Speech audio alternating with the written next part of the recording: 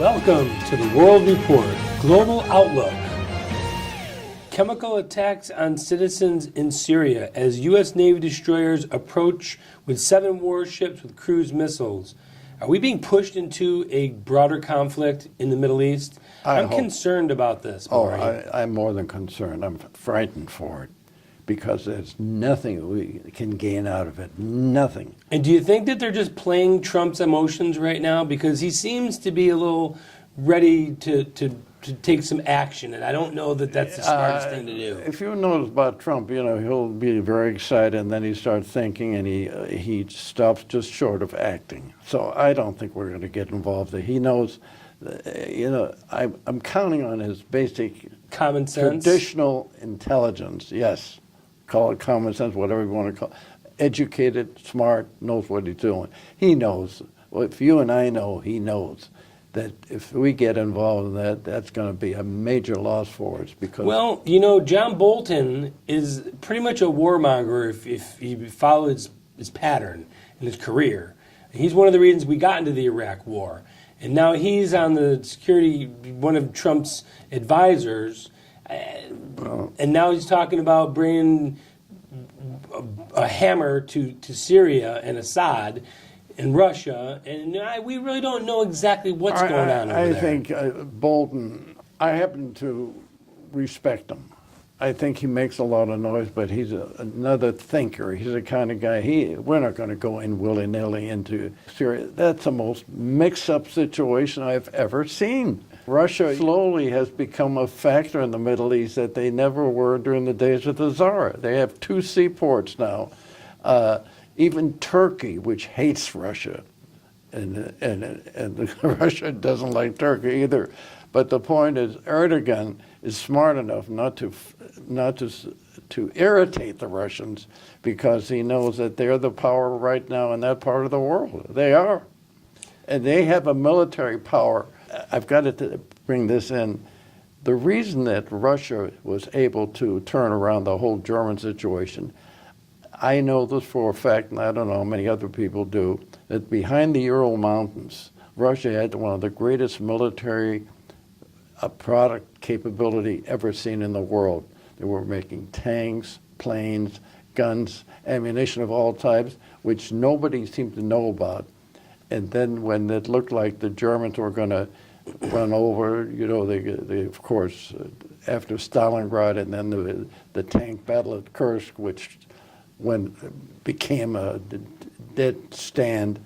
But the point is, after that, the Wehrmacht, the German Wehrmacht, probably the best soldiers per unit in the world, couldn't take it. The Russians then came back at them, had 2 great generals, Zhukov and Konev, and and Stalin was smart enough to let them do the military planning.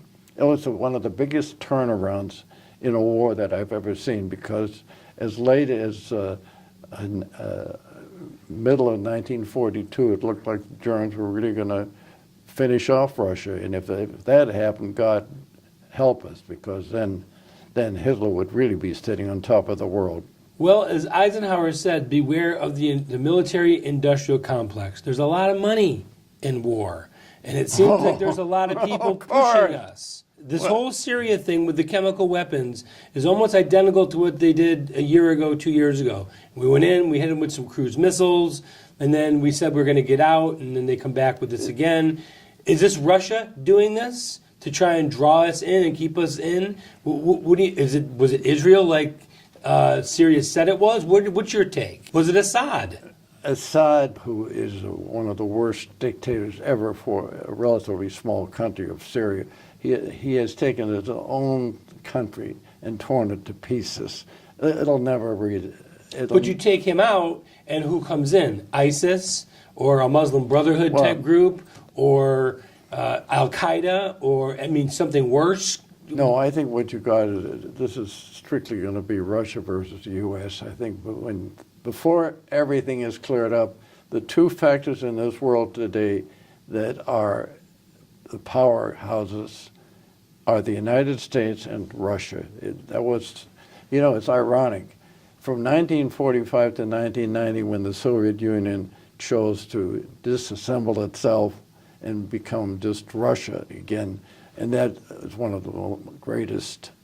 I never thought that would happen because I thought the generals or somebody would take this guy Gorbachev and kill him. I think they tried, but they were doing so badly. Their economy was in tatters. Oh, they were. It was awful. But Russia, look, Russia has the commodities, oil, natural gas. That's basically the bulk of the money that they generate. But again, people that have been there say they also have developed a very modern infrastructure. They don't use that money just to put it in the pockets of people. They have done things for themselves that have made them very powerful. And their military is second to none as far as their capability. They have a very, very strong military.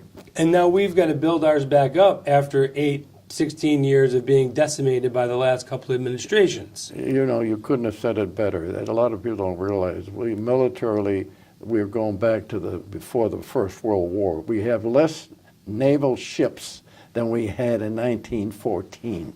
Can you believe that? We have planes that can't fly.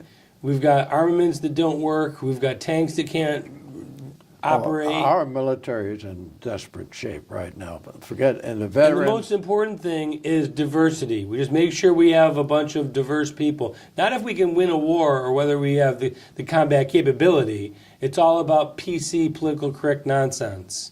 This is what has happened prior to Trump coming in, and during especially during the Clinton period, they just totally turned their back on the military and were actually anti-American military, not anti-Russian military, not anti-military of China.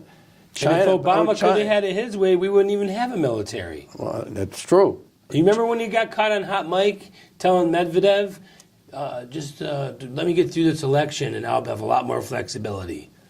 How come that's not looked at as Russian collusion? My own personal opinion is that I cannot prove this, but I don't think Obama had the best interest of the United States at heart. And I think... Well, that's a nice way of saying it. Well, it's a nice way of saying if he was just plain stupid and he fumbled and bumbled, he wasn't so. He was a pretty bright guy. He had, I think... Bad intentions. Vindictiveness. I think this was his way of paying back the people that put his people into slavery. And that's our global outlook.